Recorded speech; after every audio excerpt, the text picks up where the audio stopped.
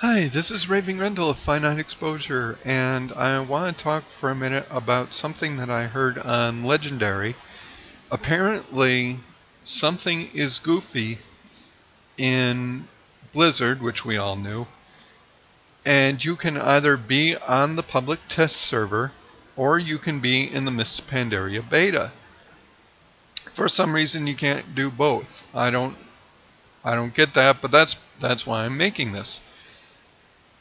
The reason I don't get it is I see this, they were talking that patch 5.0, which is the patch that leads up into Mists of Panderia, where sometimes they'll do the talent changes. They may do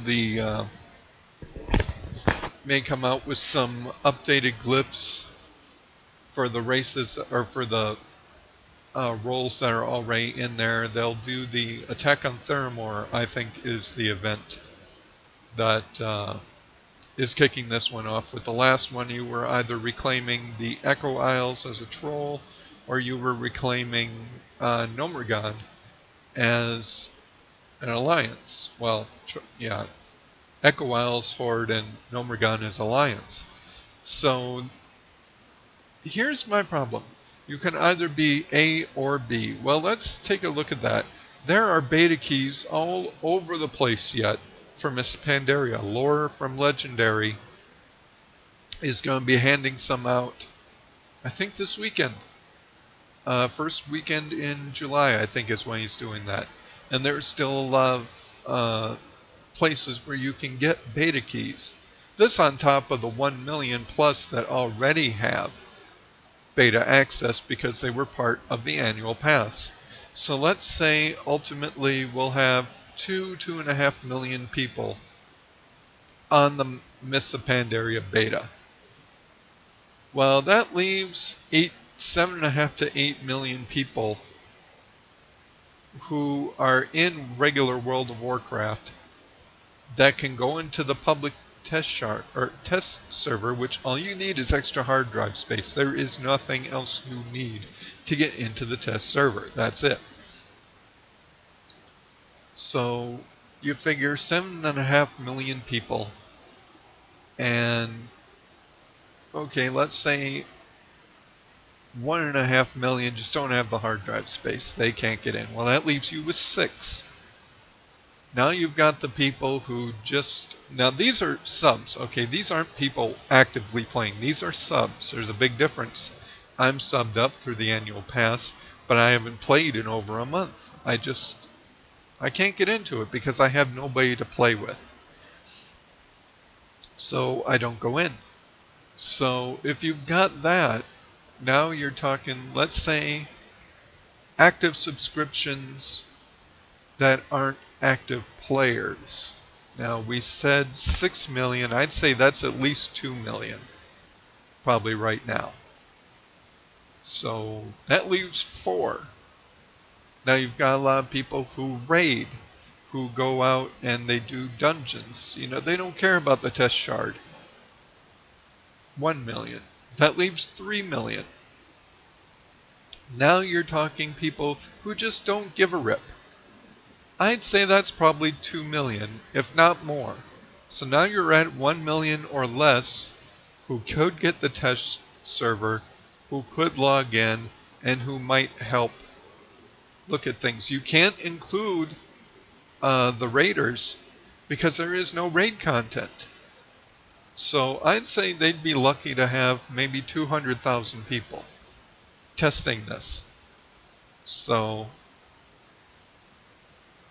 I'm just kind of wondering now. 200,000 is a good amount of people, but when you're considering everything that they're changing, and that's 200,000 people that will not go for a beta key, who just want to, which means that might even be less than 100,000, because I forgot to add in the amount of people who will just say to hell with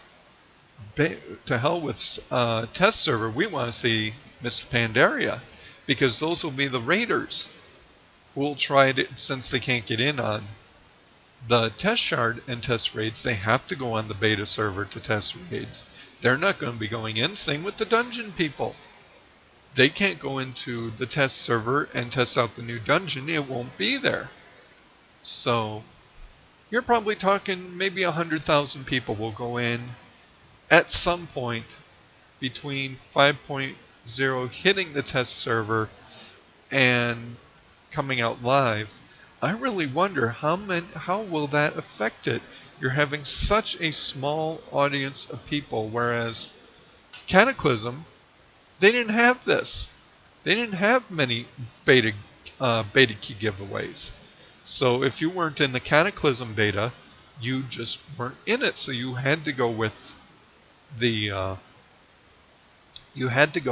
thing with 4.0 on the test server.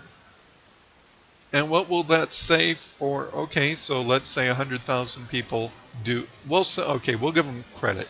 We'll say 300,000 people do the test server.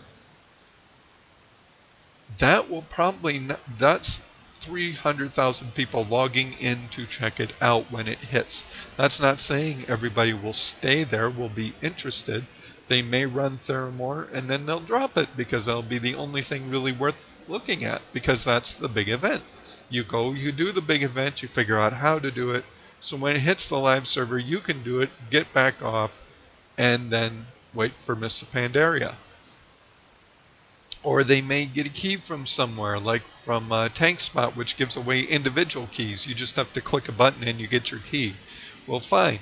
I'll get my key, I'll wait, I'll do Theramore, and then I'll activate the key and I can get in on both. Supposedly.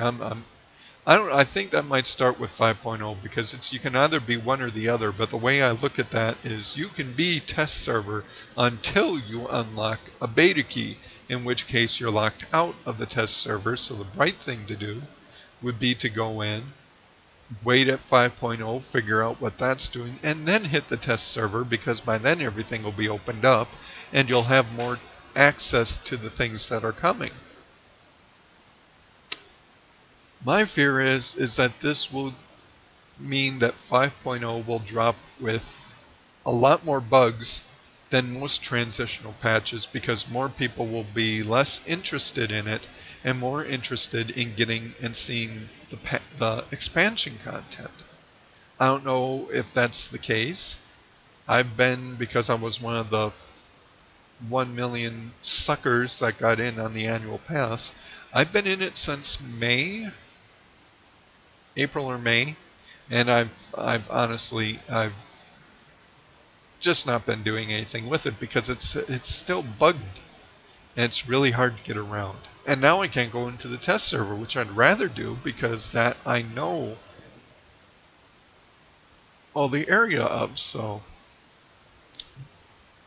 but just wondering if I'm the only one who's seeing this. Do you think that 5.0 will launch with more problems and therefore may make Mists of Panderia launch with some more problems, or may delay it so that they can get 5.0 working and then they don't have even more problems with Mists of Panderia dropping? That's my fear, is that 5.0 will be buggy and then they'll have to delay Mists of Panderia because they'll have to fix 5.0 so that Mists of Panderia will work. I don't know. Let me know in the comments and let me know what you think.